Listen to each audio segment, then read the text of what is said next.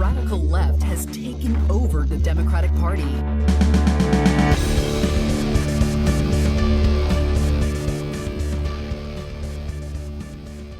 Hello and welcome to Think Progressively, covering politics and all the other chaos life has to offer. This is episode 30, recorded on Friday, March 26th from Milwaukee. I'm Joe. And I'm Jason. And on today's episode, we'll talk about the GOP and cancel culture. But first, the headlines. The fact is that everything he's saying so far is simply a lie. I'm not here to call out his lies. Everybody knows he's a liar.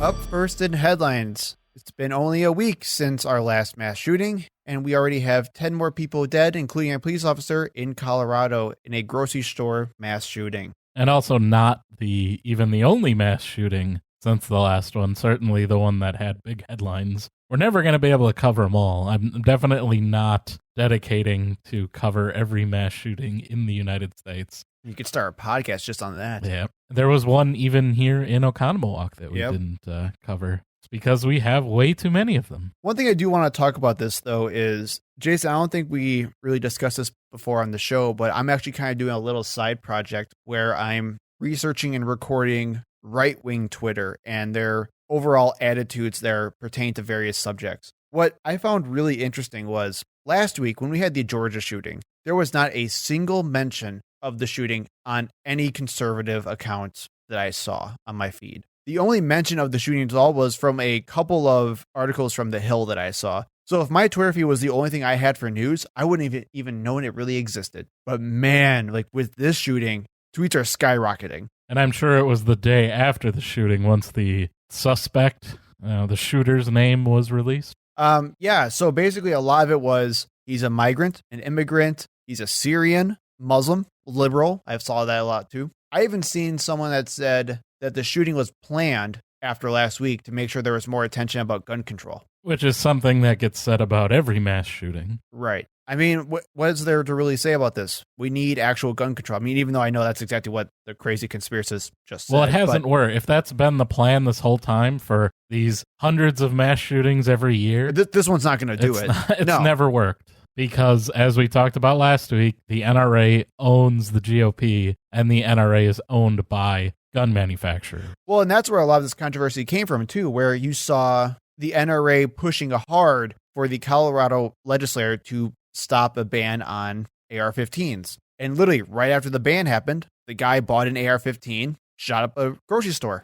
To clarify, because there might be some conservative nitpickers out there, it was an AR-15 style pistol, so unclear if it would have actually been affected by that ban because it was not a rifle. Sure, okay. But I don't know. It's military-grade hardware designed for combat. It's designed to kill people. It's not made for hunting. I have a hunting rifle. There's one 15 feet away from me right now. I feel threatened. It's not something you would use I do not feel safe anymore. To walk into a grocery store and start shooting the place up. Those types of things, I think, are fine for the average person to have. But when you start talking about assault-style weapons that are designed for war, they're designed for killing people, it should be a very special responsibility that you pay for. The same thing, I can't just jump into an 18-wheeler towing, 5,000 pounds and just go driving down the road, even though I have a driver's license, which already that's harder than it is to own any gun. Well, and I even saw online that people were saying, no, it's a good thing that this person was able to get a gun so quickly. That, and I kid you not, they said that getting a gun should be easier than actually voting in this country. Which is insane. Yeah. I don't know what to say to that. I mean, just look at the Atlanta shooting. The guy literally bought his gun hours before he used it to kill 8 people because they don't have any waiting period in Georgia for guns. They have it probably is now much harder, and we'll talk about it, to vote in Georgia than it is to get a gun. Mm-hmm. So I guess they got what they wanted. And for all the Blue Lives Matter people, which kind of the same people as all the gun freaks, cops' lives are so important, so special. Well, here's a police officer sacrificed on the altar of gun fanaticism, along with 9 other innocent people. But it's not even portrayed that way. It's portrayed as some crazy Muslim guy. I think in this instance, right, the mental illness certainly played a large part. There doesn't seem to be any other real clear motive. Somebody that was suffering from paranoia and was able to easily get an assault-style weapon and go out and shoot people. And I listened to a Fox News segment about this story where they literally blamed the guy's family. Oh my God. Like, well, they knew that he was having problems and they saw that he had a gun. It should be their responsibility to take it from him. It's not up to society. It's his family's fault and his friends' fault. We should all police each other. Then is it up to me to decide for other people then if they shouldn't be allowed to have guns? Because I don't think that's the world that they want. They just want to blame anything other than where the responsibility really lies, which is the political climate that the GOP has created over the years. Well, in the overall gun culture. Yeah. We are just so in love with having as many guns as you can possibly have with as little restriction and as little responsibility as possible. In other news, March Madness is going on and it's upset central. Jason, how's your bracket? I don't do that. Yeah, me neither. I've given up after so many sad attempts that I don't even find it enjoyable. I don't really watch college sports at all, and I'm not a huge basketball fan to begin with. I mean, casual, but college basketball, it's just too much for me to really keep track of. And while I'll know who wins and all that, and I know, Loyola, the big thing there, and I follow it a little bit, not enough to fill out a bracket and get upset about it or anything like that.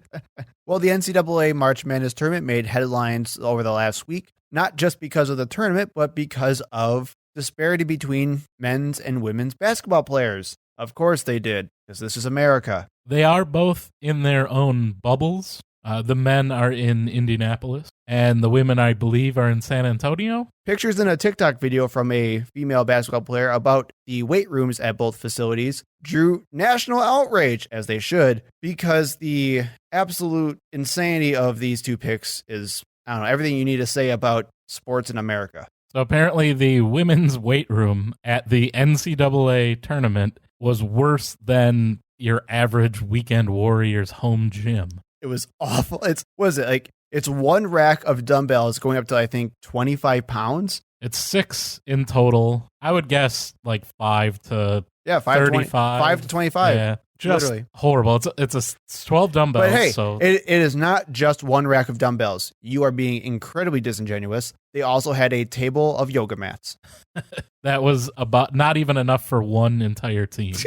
To do yoga at the same time, whereas the men's facility, she turns around and said, "This is what the men have," and it's this gigantic area full of different machines and weights and things like that. You gotta be kidding me! It's more than what you would expect in an average commercial gym, and they have one rack of very light dumbbells. Now, what did make me very happy is a lot of professional athletes also came out and spoke out against this. That makes me happy, at least. And I'm talking about male athletes as well who do see the privilege of being stars because they are male athletes compared to female athletes. What makes me sick is that I'm seeing a lot of people still talking women's sports down. About half, if not more than half, of the comments are defending this by saying, well, no one is interested in so why give them a weight room? Because no one cares. So they don't need any equipment or anything. They're world-class athletes, but, who cares? Well, and here's the other thing. Now, this isn't NCAA, but we'll get to that in a second. And actually, before I saw this video about the NCAA, I saw a picture posted by some page or whatever it was on Facebook comparing LeBron James to Sue Bird. And the idea was that they have the same amount of championships, the same amount of time in the NBA, and LeBron James makes $37 million a year, while Sue Bird makes about $200K. So, okay, the main argument with there is usually, well, the NBA makes a lot more money. There's a lot more demand for LeBron James. So why should we care about Sue Bird? And that's usually the argument you see with the NCAA people, too. No one cares about the women's NCAA tournament. They care about the men's tournament. These are not professional. And that's exactly the point. These aren't professionals. These are students. They all get paid nothing, unfortunately. Right. But officially. What no one talks about is the fact that our culture just delegitimizes women's sports. Why do you think no one watches women's sports? It's because we were literally trained as a culture to not care about women's sports. And the conversation naturally usually goes to the women's national soccer team. They draw much more interest than the men's team. And still get paid less. Yes. So it's not just about success or interest, popularity. It's also just a cultural idea that women should not get paid as much as their male counterpart. And if you are someone who says, well, women's sports don't deserve the credibility as male sports do, then you should probably start watching women's sports so they get the credibility. I'm sorry. These stories just made me really angry, and I hated the vitriol that came from idiots. So that's all I got to say about it. And this is why we have to have things like Title IX, because left to their own devices, they do not treat men's and women's sports equally until they're forced to. This would have never been addressed until it was brought to everyone's attention. I agree. I'm sure just like the gun culture thing, nothing's going to change because of this, because we're America and we don't like to change for anything. And in our next headline, former Trump lawyer Sidney Powell. The Kraken. Did you like that? Yeah, she did unleash the Kraken and lost every one of those lawsuits. Her defense, after she's being sued by Dominion for claiming that they rigged the election in Biden's favor and their machines were all rigged. For over $1 billion. Her defense team said no reasonable person would believe her election lies. Quote, no reasonable person would conclude that the statements were truly statements of fact. I agree that no reasonable person would. The problem is half the country did. Isn't reasonable. And this is, again, the same thing that you see Tucker Carlson got out, successfully defended a lawsuit by basically saying exactly the same thing. No one would consider everything that he says to be factual. Alex Jones used the exact same defense in his child custody hearing. He did. He's playing a character. The things he says are clearly ridiculous. Yep. They're entertainment, not actual facts. But these are still the voices of the modern conservative party. All of the QAnon people, all of the Trumpers, that's who they listen to. People that, when challenged, will say, yes, it's obviously a lie. Well, and here's the real difference, though, between like Tucker Carlson, Alex Jones, and Sidney Powell is that Sidney Powell actually took these to court and tried to use these arguments in court and failed miserably. So the fact that she was just saying things like as an opinion or whatever is not even true, because she actually tried to take them to a courtroom. So anybody that wants to talk about fake news, you tell them the real fake news are the GOP talking heads, and there is legally binding proof of it. I've never seen any liberal leftist come out and say, oh, well, clearly the things that I tell you are completely false and no one should believe me. Yeah, I don't see a lot of John Oliver saying this. So I do want to make something very clear, though, is that the idea that saying no reasonable person would conclude that these statements were truly statements of fact is a very common legal defense. So while this does also seem like a gotcha, this is kind of a typical thing to do. Also note that Tucker Carlson, who used this exact same argument, won because of this argument too. And that's just going off the idea of this is free speech. You can't impede on my free speech. I'm not hurting anyone. This is just, we're in America. You can't blame me or whatever crap. So, okay, fine. But if this is the argument that you can use to get out of trouble for spreading mass misinformation and disinformation that screws up an entire election and a country, Tucker Carlson is the most popular cable news network show. Then our rules need to be reworked. If that's what we can do. If we can just say whatever we want, and then when push comes to shove and just say, whoa, I actually didn't mean any of it. I'm just here for entertainment. That means our rules are freaking broken. And I'll stand by what you just said recently, Jason, where if Trevor Noah came out, host of The Daily Show, came out and was getting sued for something that was completely crazy that he said or whatever it was, a conspiracy theory that he pushed, and millions and millions and millions of people believed it, and he tried to say, well, I'm just here for entertainment, I would be the first one to say, screw that guy.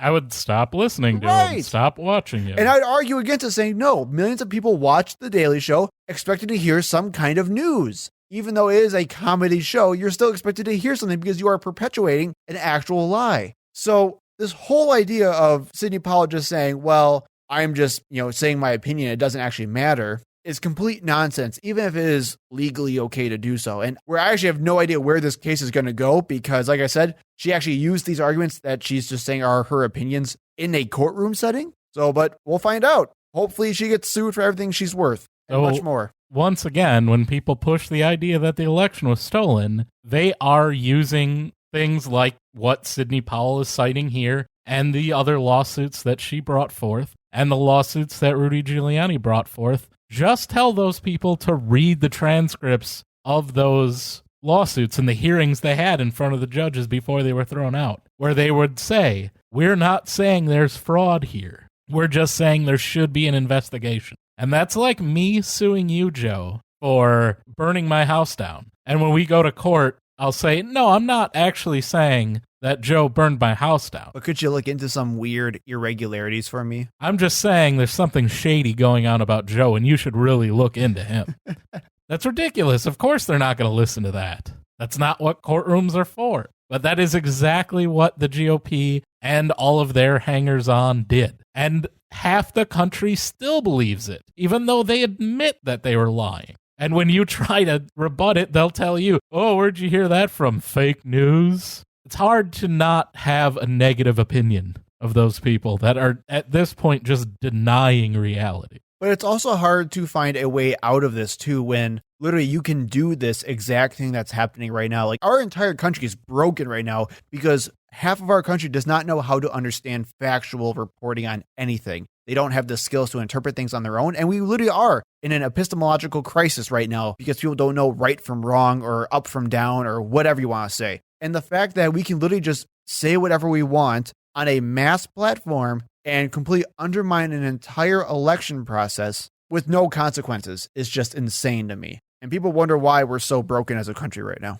And talking about people lying, that brings us to our next story. You know, Jason, I gotta love Mark Pocan. We've talked so much about how we are embarrassed by our senator. I want to talk about how I'm also proud, at least, of our state rep. He's not our state rep, but he's at least someone from Wisconsin. So Wisconsin Representative Mark Pocan got into a lot of the news because he actually tweeted out at Amazon saying, paying workers $15 an hour doesn't make you a progressive workplace when you union bust and make workers urinate in bottles. Now, okay, that's nothing new, unfortunately. But what was interesting about this is that Amazon responded in the craziest way possible. Quote, you don't really believe the peeing in bottles thing, do you? If that were true, nobody would work for us. The truth is that we have over 1 million incredible employees around the world who are proud of what they do and have great wages and health care from day one. Which is totally an Amazon talking point. Yep. Anytime they're on any show, anytime they have to defend their hiring practices, their wages, anything they say, we have great wages, we have benefits from day one. That's always the talking points. You know that's what they're conditioned to say. And then their second part, we hope you enact policies that get other employers to offer what we already do. Meanwhile, they give money to politicians that do exactly the opposite. Exactly. But here's the deal. The idea that Amazon employees are urinating and defecating in bottles is an actual documented thing that's happening, that both employees and documents show that it's happened in multiple warehouses across the country. I believe they are defecating in bags. If they're defecating into bottles, I'd like to see, well, no, I wouldn't like to see it, but that would be a skill anyway. You should be able to put that on your resume.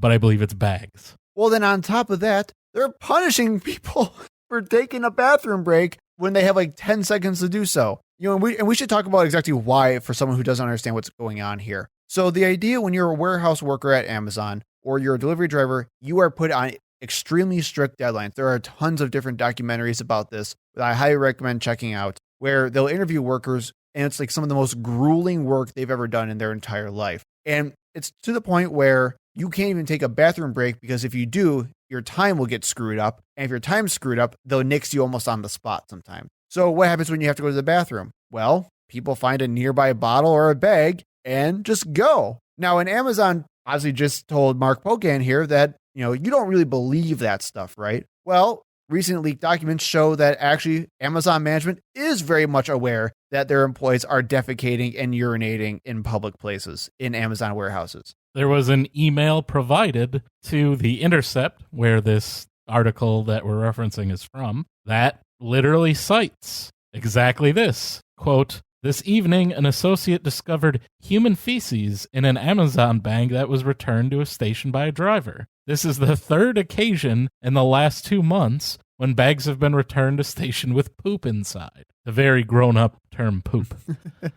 We understand that drivers' associates may have emergencies while on road, and especially during COVID, DAs have struggled to find bathrooms while delivering. We've noticed an uptick recently of all kinds of unsanitary garbage being left inside bags. Used masks, gloves, bottles of urine, the email continues. By scanning the QR code on the bag, which, snitch, we can easily identify the DA who is in possession of the bag last. These behaviors are unacceptable and will result in Tier 1 infractions going forward. So clearly, they know about this. This is something that happens often, and then they're going to say, well, you don't really believe that story, do you? Try not to use Amazon if you can. I don't know how you can't at this point. I mean, I get it, but try not to if you can. That's all I got to say about this. And go Mark Pocan. The next up in Why Republicans Suck news. First up, as we talked about earlier, the Georgia governor has signed a law curbing voting access. This is the first of the many, many hundreds of attacks on voting rights launched by the GOP since they fairly lost the last election. And we talked about actually the Georgia bill when we were doing our modern day voter suppression episode. And this bill does many things, such as cut the time period you have to request absentee ballots, as well as imposing new identification requirements. It makes it easier for state officials to take over local election boards. It limits the use of ballot drop boxes, which to me is inexcusable. Tell me how making it easier to deliver your ballot is somehow encouraging voter fraud. That's absolutely ridiculous. Mm-hmm. It also allows challenges to voting eligibility. And my favorite, it criminalizes any attempt to approach voters in line, even if only to give them food or water. Yep. And now you remember from the Georgia runoff elections and the presidential election, there were lines.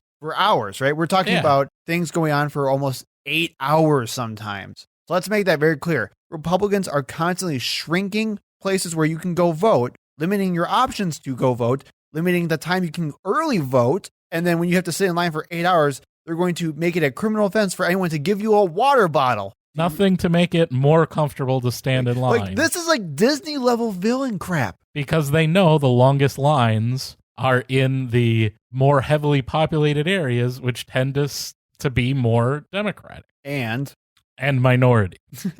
Yep. But that's literally made to try to suppress the vote in those areas, because they know that's where it's going to hit the hardest. And, of course, they also create that issue because they close alternative polling places in those same locations and limit the use of ballot drop boxes. So I want you to remember, and I think we talked about this before too, in the face of Georgia going blue for the first time in who knows how long, I can't remember actually off the top of my head, the Republicans responded with not, hey, let's make our party better so more people like us. It was, let's make sure less people vote. And also in this bill, of note, they are going to replace the elected Secretary of State as the chair of the state election board with a new appointee of the Republican-controlled legislature. And this is a direct result of the Secretary of State, Brad Raffensperger, refusing to do what Donald Trump wanted, which was somehow find the votes he needs to overturn that state's election. This is horrifying, man. Georgia, you got your work cut out for you.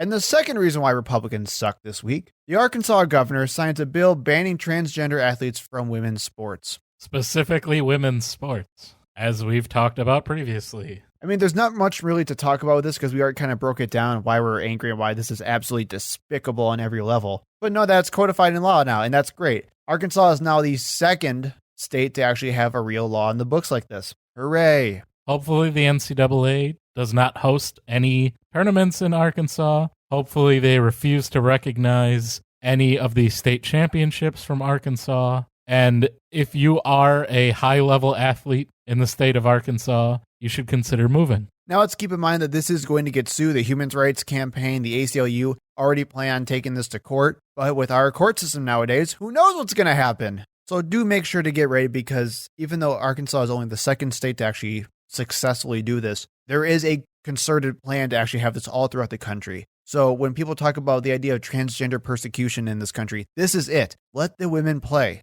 Trans women are women. Exactly. So be ready for a long fight because this is apparently where Republicans are going to die on. And also in political news, yesterday was Joe Biden's first press conference. He did it all by himself? Our little Biden growing up? Some of the highlights were that he talked about meeting the goal of 100 million doses of COVID vaccine administered by his 100th day, which everyone kind of thought that was a really easy goal. Yep. Which, of course, he has met already. And he has set a new goal of 200 million, which, of course, they're already on pace to meet.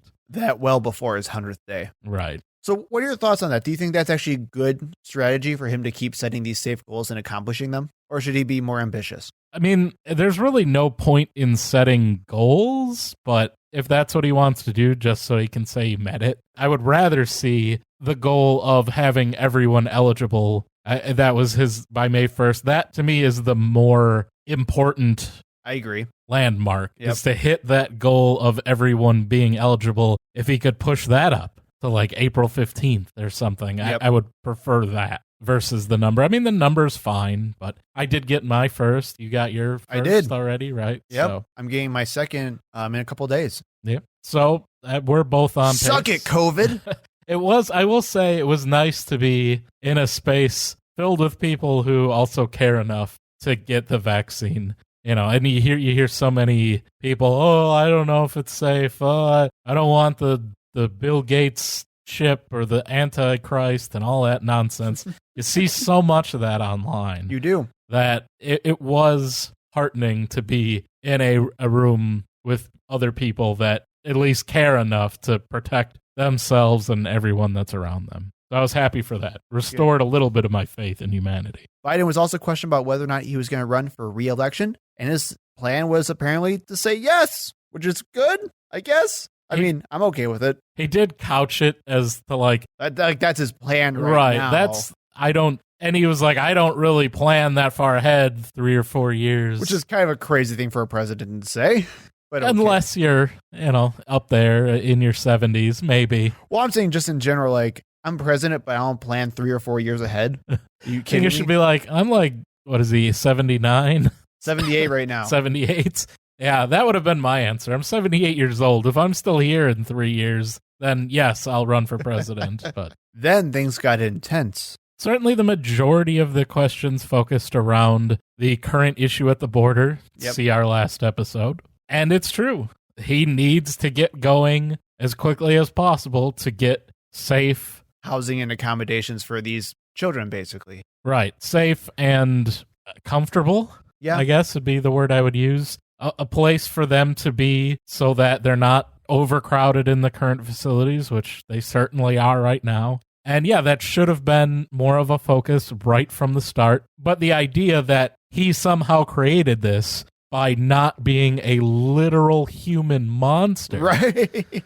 Like Donald Trump. It was absolutely amazing listening to NPR try to explain this exact issue where they were trying to say something along the lines of, well, I mean, Joe Biden's getting penalized because he's a decent person compared to the former president. And just like trying so hard to not just bash Trump over the air for being just a piece of human garbage. But I thought the whole thing with the GOP for the last 3 years has all been migrant caravans coming up here. So even when Trump, the monster, was president, it still didn't stop people from coming up and seeking asylum anyway. Well, let's make something very clear here. When you look at Fox News and other right-wing sources, that's what they are focusing on. They're focusing on the fact that I think like they're interviewing people on the ground saying, hey, this immigrant over here said that they sent her son because of Joe Biden being president. Which he made pretty good time, depending on where they were coming from, right? Oh, right. To walk from Honduras to the U.S. border. But personally, I like Joe Biden's response. It's not like as great as I would have had it, but I liked it. He doubled down on the idea that he's not going to send children back. And he's not going to apologize for that, which is the right thing to say. Yeah, he did the moral thing, and he didn't apologize for it. He didn't try to negotiate his morals and ethics, which made me very happy.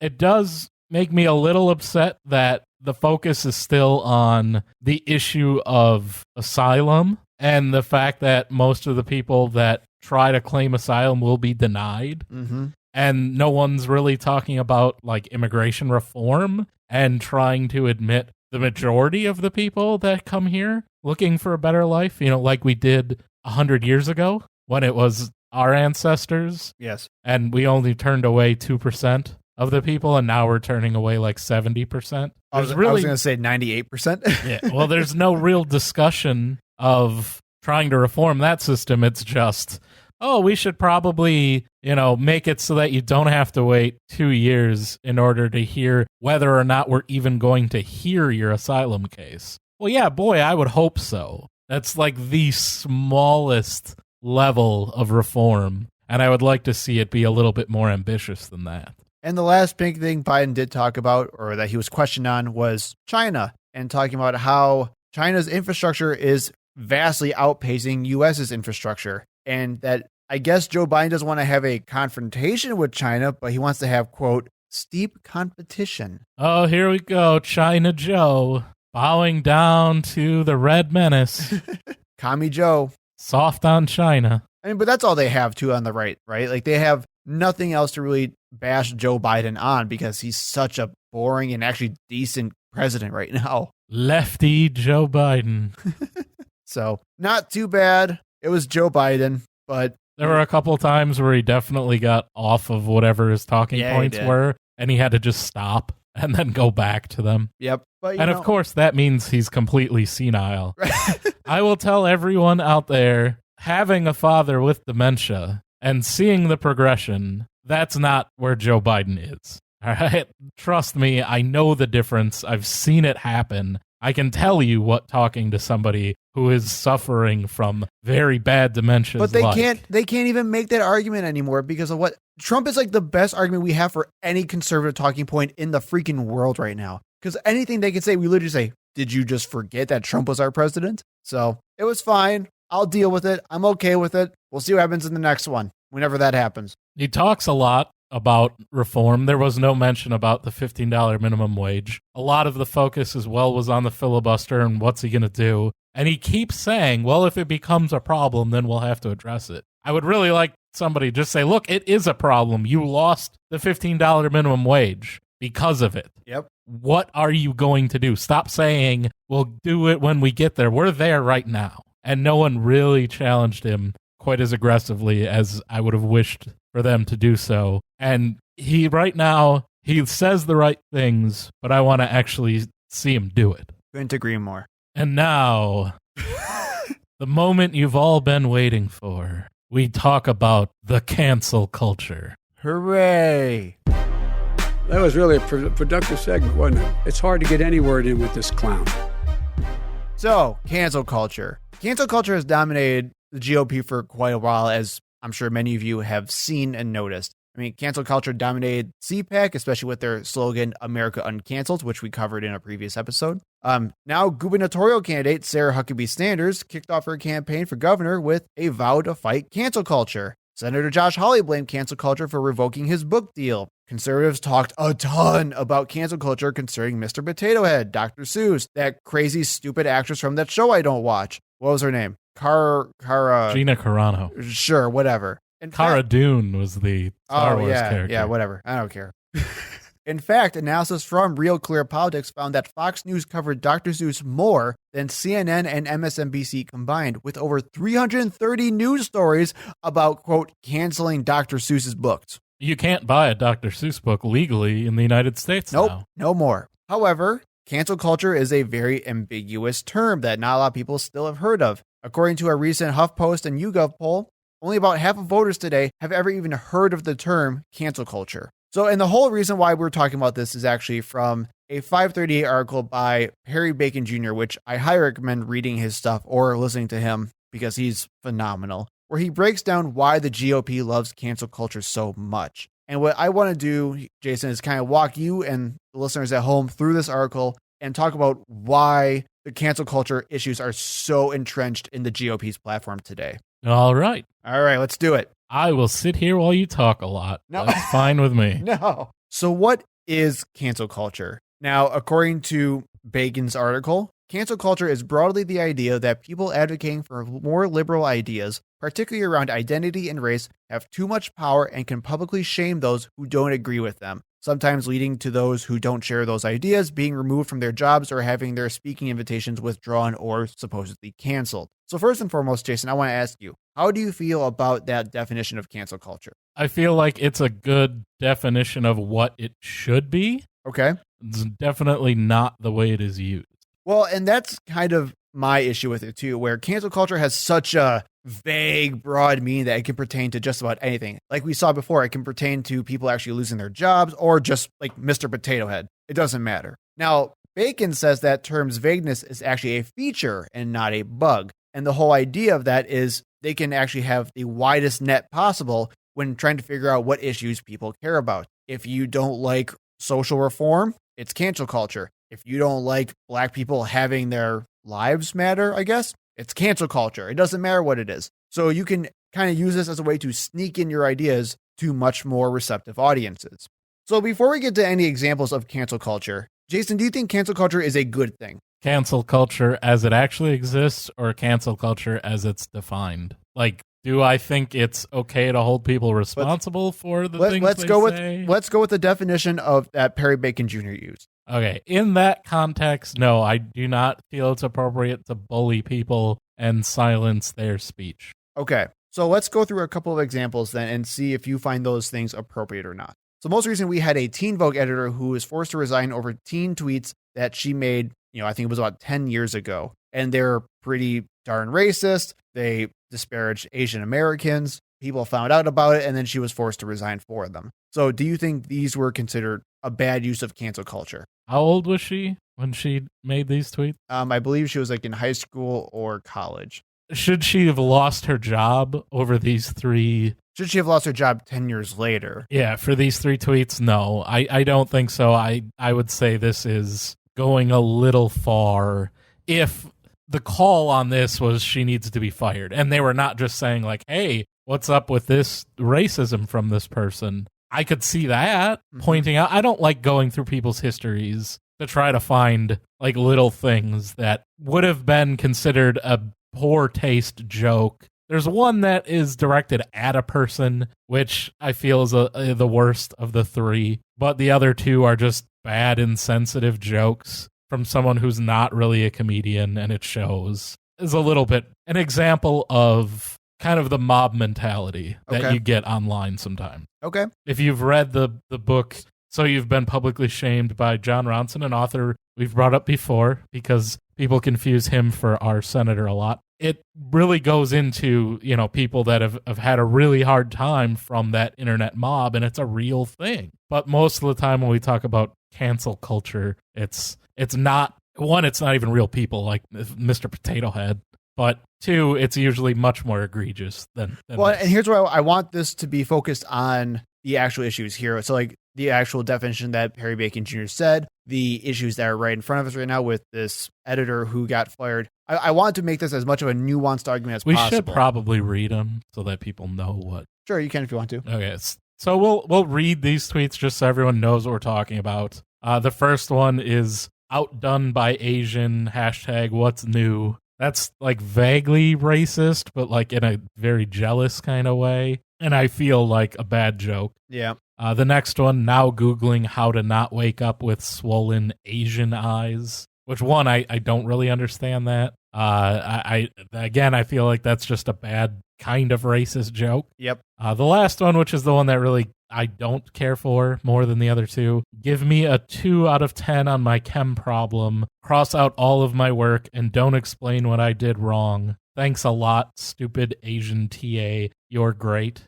That one, it's directed at a person. That's very bad. And that one is more racist than the others. It's not really done as a joke or a poor attempt at one. There's no real humor there. It's just someone venting what their kind of racist thoughts are. Mm-hmm. And that's the one I would have the most problem with, but I don't think it's something you should be fired from your job 10 years later. Okay. If you've never displayed any other behavior that would lead someone to look for stuff like this. Okay. So then let's bring it to something that was more recent. How about the woman who was videotaped harassing a black man in the park for bird watching? So definitely deserves some public scrutiny. That could have directly led to that guy either getting falsely arrested or potentially killed. Well, and that's the big thing I want to make sure it's clear too, where this woman was on tape saying that she was going to call the police and say that she was either getting harassed or attacked by a black man, and that she was on tape saying that she would fake it to the pop or to because the police. He was telling her that her dog needs to be on a leash. Correct. So now the thing is, this was not 10 years later. This was very, rapid, and she lost her job for it. Which I also, again, that's not the government mandating that she be fired. Mm-hmm. That's her private employer making that decision. And same thing with the Teen Vogue editor too, though. Right. Condé Nast, and they have all sorts of history with racism, and that's a whole other topic. But do I agree with someone like that getting fired for that decision? No, and I don't like that people will look up the person's details and dox them and find out where they work and send letters to their employer. I don't agree with doing that. To me, that's like, it's snitching. That's a bad form of snitching on somebody. Look, she deserves all the public scrutiny, and she should have probably been given a ticket for filing a false police report, and, deserves all of the hate that people want to throw at her online. But I would leave it there and not, well, let's create an even larger problem for her and her family who they didn't do anything, right? So, but now she lost her job. There's a loss of income in their family. I know you could make the argument that you wouldn't want to work with somebody like that or, things like that. But everyone has a right to earn a living. Okay. That's regardless of what your beliefs are. As much as we don't like Trump supporters and conservatives, they have a right to have a job. And very much like this woman may not be able to get a job, or at least a decent paying job, because no one will take her on because of this. Yeah. And you can say, well, it's a direct result of her actions, which is true, but I don't like going out of your way to ruin someone's life in this situation. Like, it's fine to tell them what you think about them and try to help them be better. That should be the goal, right? And that's probably the way we should all think about any kind of justice in the world is the end goal should always to help the person out, right? Like prison reform. It shouldn't be about just punishing someone. It should be about teaching them how to be better so that they can live in society with everyone else. And that should be the goal. And getting these people fired for their terrible beliefs or what they do is not going to help them be better people. It's just going to insulate them and push them, as we saw with all the people that spoke at the last GOP convention. Mm-hmm. Those are all people that were attacked by the liberals. And what do? They don't go, well, yeah, I should really learn to be a better person. They just flock to their new allies in the conservative sphere and bunker down. And they get all of their views validated, and they're going to change. They're going to get worse. So then let's change it to forward-facing careers or celebrities, right? Where you have most recently, who was that crazy actress? Gina Carano. Yeah, that one. I don't care about her.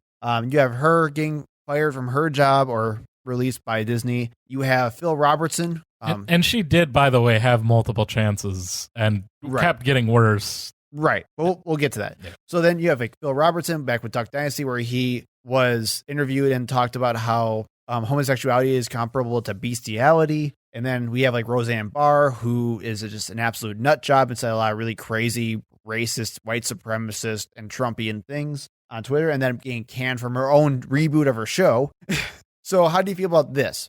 All of those things. So that's a much more public-facing figure. So when you're more of a brand than a person, you have a responsibility. They have codes of conduct and things like that you don't really have at most areas in life. You are responsible for being the face of Disney or ABC or whatever company. ABC's owned by Disney, like most other things are. So when you do something that negatively impacts the company, that's why they're going to fire you, because you're going to cost them money. And that's why they make those decisions. But should they lose their job? Should they in a perfect world? No. Well, more so as in like, did they deserve to be released from their positions or to removed from their shows? I can understand why a company would make that type of decision and not want... See, now the Phil Robertson example is the worst of the ones that we just talked about, right? Oh, Roseanne's pretty bad too. But the Roseanne thing has some more complications that it could be interpreted if you take what she says to be true, that it wasn't meant to be a racist joke. She was just making a poor joke about the person's hairstyle looking like a character from Planet of the Apes. And if you give her every benefit of the doubt, you can say, okay, that's not what she meant. But because of the way she defended herself and blaming it on Ambien and all that kind of stuff, I think is why the decision was made to let her go. And she had been controversial. She'd said a lot of things that people didn't agree with. And to me, I think you talk to the other people that work on the show and you let them decide what they want to do. That's a decision for that company. Again, in a perfect world, you just teach her why what she said was wrong and try to help her to understand that, and hopefully she is a better person for it. And I feel like that's the Gina Carano thing. They tried that. She was given every opportunity to correct her behavior and to understand why what she says is hurtful. And then she just kept getting worse. And then I could see, like, yeah, Disney's not going to put up with that. There's way too much money involved. They can just get another actor. They don't need to deal with somebody who's just going to consistently cause problems for them. Phil Robertson is a bigot. There's a difference there. He hides it behind his religion, but he is an outright bigot. If you ask him if homosexuals, gays, transgender, anyone should be allowed to live, he would likely tell you no because of the Bible. How do you want that person representing your company? You're not going to get any sponsors. And let's be clear, that's always the reason behind a lot of this stuff is money. Because that's what it comes down to. We live in a capitalist society. If someone is going to cost you money, they're not going to be around. If they can make you more money than they're going to cost you, in a situation like someone like Tucker Carlson, who's pretty much an outright white supremacist, but he makes a ton of money. And yes, people always say they're going to boycott his show or whatever, but he's got a specific audience that wants to hear what he says. It doesn't matter that what he says is inappropriate and would get people fired in all sorts of other different situations. He makes money, so he's allowed to say whatever he wants up to a point. Whereas Phil Robertson crossed that line even for a conservative figure, that even in that society, there's not enough conservatives that'll go along with gay people are an abomination.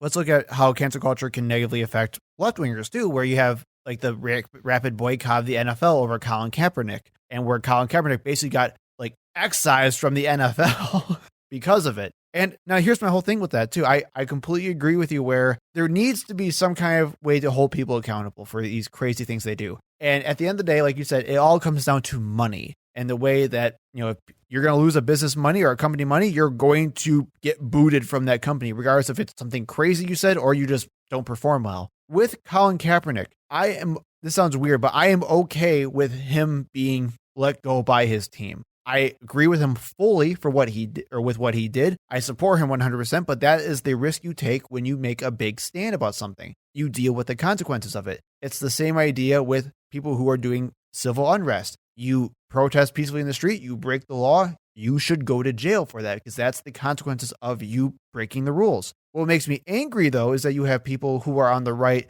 and talk about cancel culture all day long, and they have no problem with canceling people they disagree with. That's not cancel culture. That's the way everyone thinks, is if it offends you, then it's wrong. And if it's other people that are offended, then they just need to learn how to deal with it. And we literally have multiple GOP legislators right now who are trying to push and penalize any school that teaches out of the 1619 Project. I mean, that is literally government-sponsored cancel culture. That is against freedom of speech. Right. Like the actual amendment. So then, why do Republicans like using cancel culture as a strategy? Now, according to Bacon, it's a fairly easy strategy. So for decades, Republicans have used somewhat vague terms or dog whistles to tap into and foment resentment against traditionally marginalized groups like Black Americans who are pushing for more rights and freedoms. According to Bacon, this resentment is then used to woo voters, mostly white, who are wary of cultural, demographic, and racial change. And Bacon continues saying, quote, In many ways, casting people on the left as too woke and eager to cancel their critics is just the present-day equivalent of attacks from the right against outside agitators or the politically correct or activist judges throughout the decades, which I think is a very good point, where it's the same idea in principle because conservatives want to conserve the status quo. That is a big principle of it. When you look at recent research and data, more conscientious voters, or the idea of who are more interested in conserving their own interests, tend to vote Republican. So the language changes, but the ideas behind them stay the exact same. What are your thoughts on that? It's the truth. In the 90s, that's all you heard about. Political correctness run amok. Political correctness. That's all it was. And the only thing that's changed is the term has moved from political correctness to cancel culture. Or woke culture. Yeah. It's the exact same thing. They're just rephrasing it for you. And now we need to also keep in mind that because they're just putting, a different name on the same old arguments, these are the exact same arguments that were used to discourage same-sex marriage, integration, freeing of slaves. Like, when you talk about conserving the status quo, you're literally doing just that. You are trying to do your best to not progress the country to make it better. Bacon goes on to say another reason why the GOP likes this strategy is because it takes away time from their more controversial and, yes, racist policies. So like the idea of the voting issues that we just talked about and how the GOP is pushing a lot of laws against transgender rights. Cancel culture takes it away from that, which I think we're also seeing as well. And the big thing as well we need to talk about is how cancel culture does unify the GOP while it divides Democrats as a whole. It's a very good wedge issue. I agree. And this is just how the GOP works in general. They are more unified as a party than Democrats. And this is because while the Democrats try to go for the big tent party style politics, which means to try to have the most people possible, the GOP says, screw that. We're just going to stick to our base and win that way. So when you have the GOP all lockstep with each other, Democrats are constantly arguing back and forth because you have leftists and liberals, you have the AOCs and the Joe Manchins all trying to duke it out, all under the name Democrat.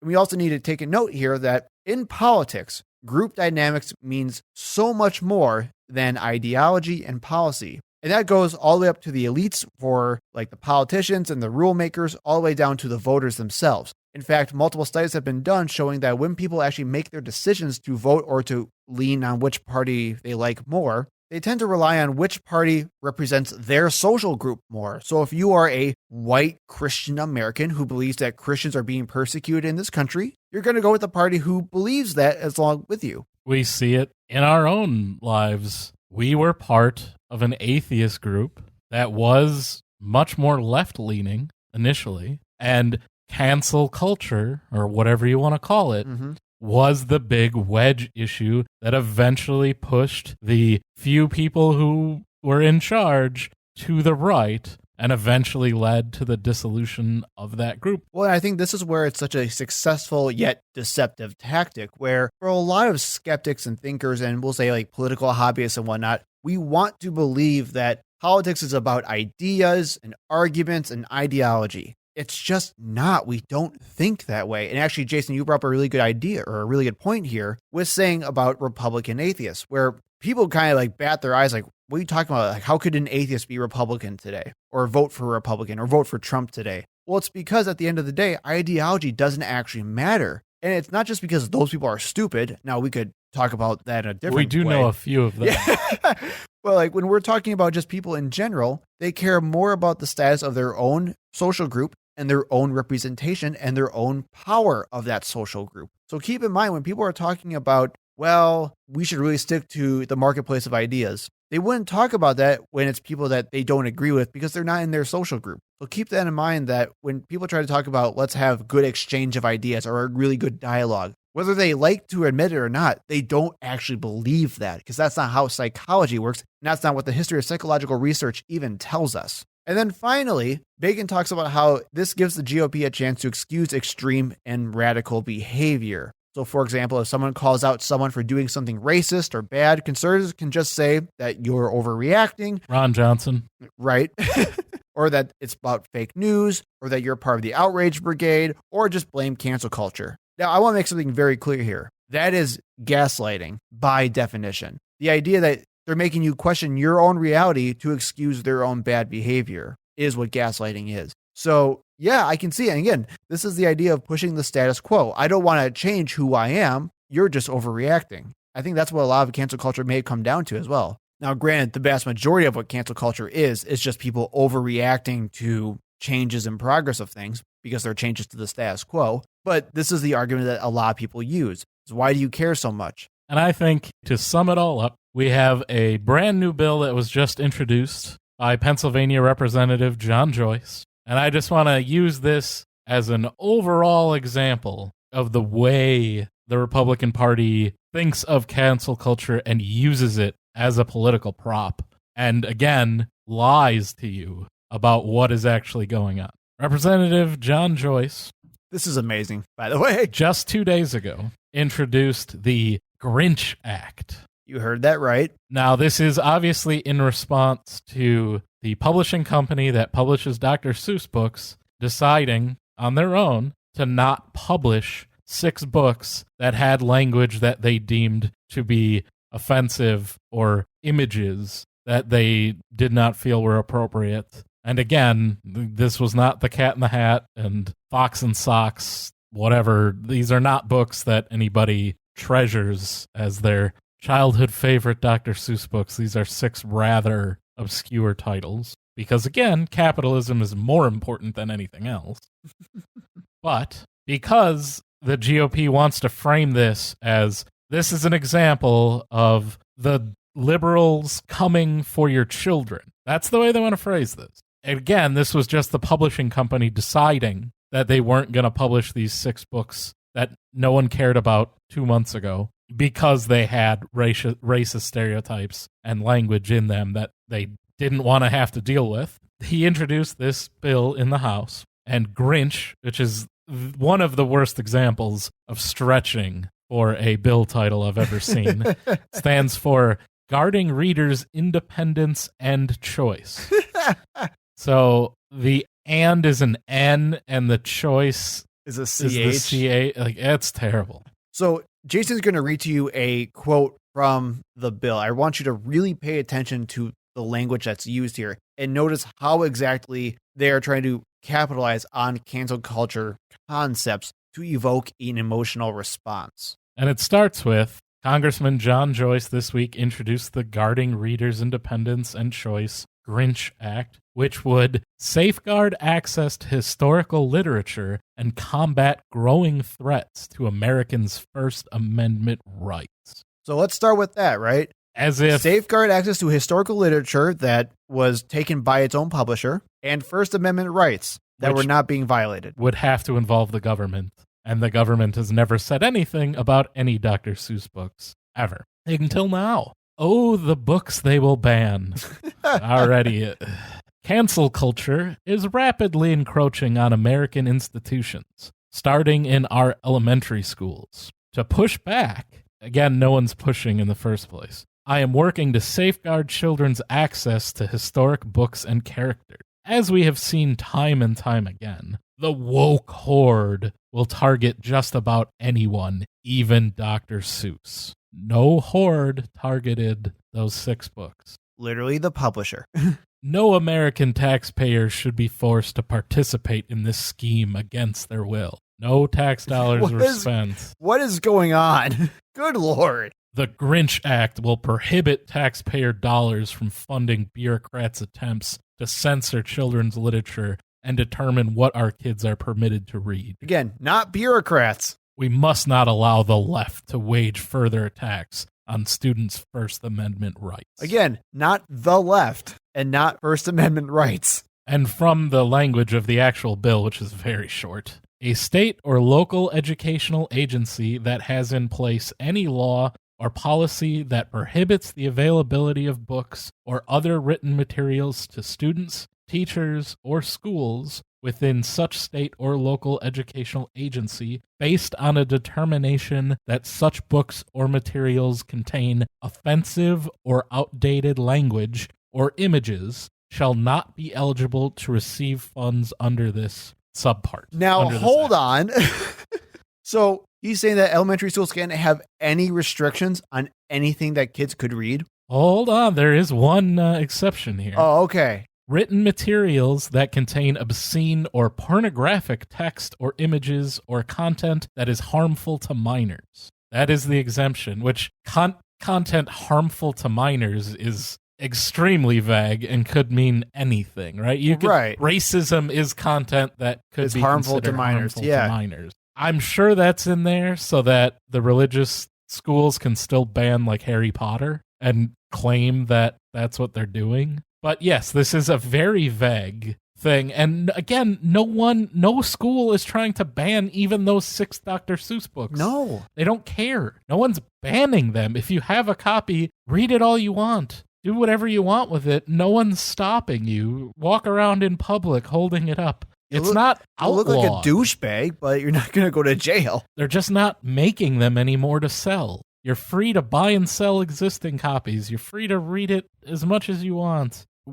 Build a shrine for it and worship it. No one cares. It's not illegal. It's not banned. It's not restricted. They're just not selling it anymore. This is insanity. But this is the Republicans' platform now, and it's working. Now, there is such a thing as banning books, right? Mhm. That does happen.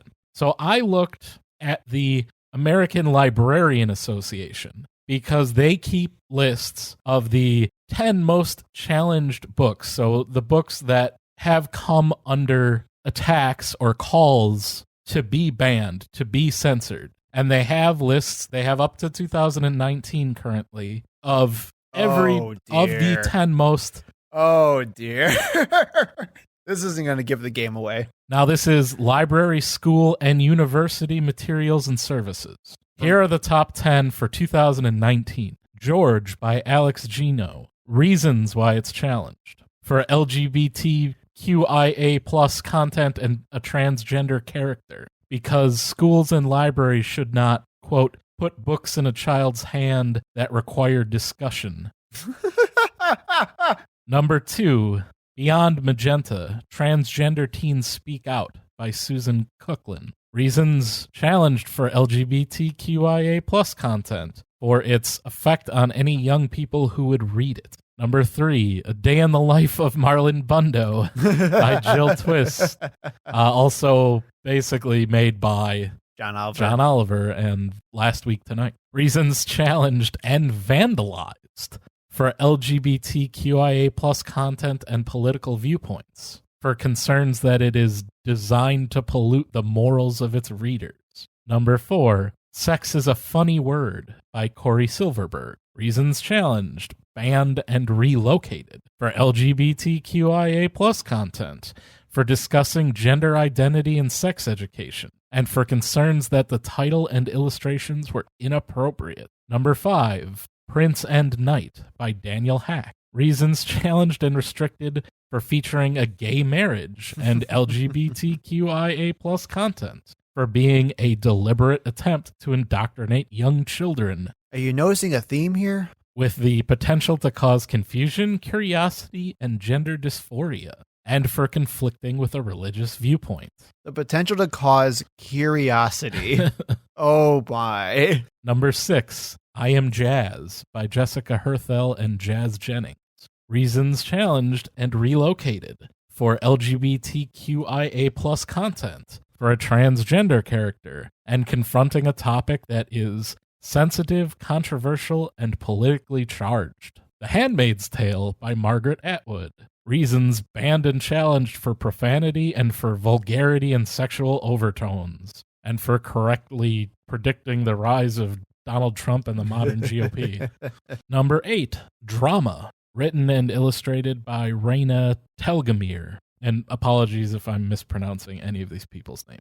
Reasons challenged for LGBTQIA plus content, and for concerns that it goes against family values and morals. Number 9, Harry Potter series by J.K. Rowling. We definitely know it's not for being pro-transgender. Reasons banned and forbidden from discussing for referring to magic and witchcraft. I was just saying, no, the reason why is because these Christian parents think that their kids are literally reading spells and incantations for real magic. Well, here's the next sentence. For containing actual curses and spells, which is not a thing and for characters that use nefarious means to attain goals. That's like Nefarious means? half the books ever made, at least. Have you never heard of a bad guy? They're so sneaky. And number 10, And Tango Makes Three by Peter Parnell and Justin Richardson. Reason challenged and relocated for LGBTQIA plus content. That is a book about the real penguins, the same-sex penguin couple that were raising a chick in a zoo. I forget which off the top of my head, but that's that book. So let me get this straight, Jason. Out of the 10 books in 2019... So you have to go all the way back to 2018 before you hit a book that the reason it was challenged, and it's the Skippy John Jones series. Never even heard of it. Me neither. But the reason it was challenged is for depicting stereotypes of Mexican culture. That's the first one that I feel would actually fit for what this bill is supposed to be. I literally just saw on that same list, they tried to ban The Hate U Give because it was supposedly anti-cop. So, okay. So you're telling me that the vast majority of these books in recent years have all been for LGBTQIA plus content, literal magic, and the vast majority is because there's a gay or a transgender character. And pushing inclusivity. Yep. And that's what makes them banned. Well, I can tell you one thing. Democrats aren't banning these books. Nope. So I wonder who is. I wonder who really uses cancel culture to try to restrict the books that children can read. So that shows that the GOP uses cancel culture as a boogeyman, as a prop against the left, and to try to bring in more people to their side and scare them and tell them that, oh, the liberals, they're coming for your children's favorite books. And all the things that you grew up with that you thought were fine are now offensive and are going to get canceled. When that's not true. Demonstrably not true. Actual physical evidence showing that it doesn't happen. And when it does happen, it happens to people on the left. For trying to progress society and make people feel included by writing books that feature characters who are oppressed. Well, and let's make something very clear here, too. Like, these children's books, like, they're not having like naked pornographic images in their books. They're not having people like have sex in the books. It's literally just children's books that show a person who is either gay or transgender, and they show them as a normal, everyday person like all of us are. And that's the issue. They don't want to see these people as normal. They don't want to see these people as up to our supposed status as a heterosexual person. They have to be deviants. Exactly. Or abominations. So keep that in mind. Republicans and conservatives cancel things all the time, but they just don't want to admit it. Usually when you hear about boycotts, it's a conservative group right. boycotting somebody for using for Harry canceling Potter, Christmas or whatever. Yeah. When they boycotted Hamilton, when they boycotted the NFL, when they boycotted Nike, when they boycotted McDonald's, when they boycotted Starbucks, a million others, they do the same exact thing. And I think that's a good way to wrap this whole thing up as well, is just note that when someone tries to tell you that cancel culture is a big issue, know that they have absolutely no issue with canceling others that they disagree with. So cancel culture in and of itself means nothing. And like Perry Bacon Jr. said, it's like that for a reason. It's meant to scare you. It's meant to make you afraid of change. And again, we are all psychologically built that way. We are afraid of change and we're afraid of progress. But we need to overcome that to be better people and to build a better society. So challenge people. When people say, well, cancel culture is such a rampant problem in our community, ask them for examples. I think we talked about this with the Dr. Seuss books. Ask them to defend the things that are supposedly being canceled. I mean, because I'll defend every one of these books. I don't know about you. If you're a progressive looking for some progressive children's books, the ALA.org the website, banned books looks it's a great spot for it. Yep, that's a very good resource to find probably anything you might be looking for. So all in all, cancel culture is nonsense. You probably already knew that, but keep in mind that the GOP is weaponizing cancel culture to build its entire coalition around. You're going to see more of this in the future. And it doesn't matter what it is. It could be the president being canceled from Twitter. It could be Mr. Potato Head or Barbie's not being, I don't know, or Lola Bunny's not looking hot enough on Space Jam. Barbie's not stacked enough. So get ready for more cancel culture nonsense and kill it on the spot. Don't let them get any farther. Debunk it and move on.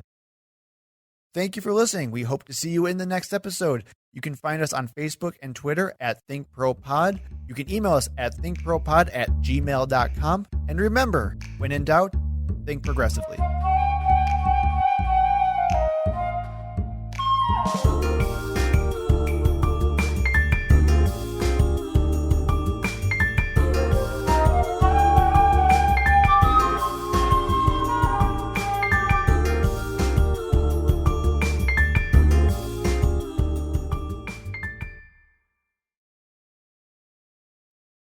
What do you call someone who's from Oconomowoc? Oconomowocan? Oconomowokian, I believe. I have nowhere to go with that. Yeah, we're not. That's getting cut out.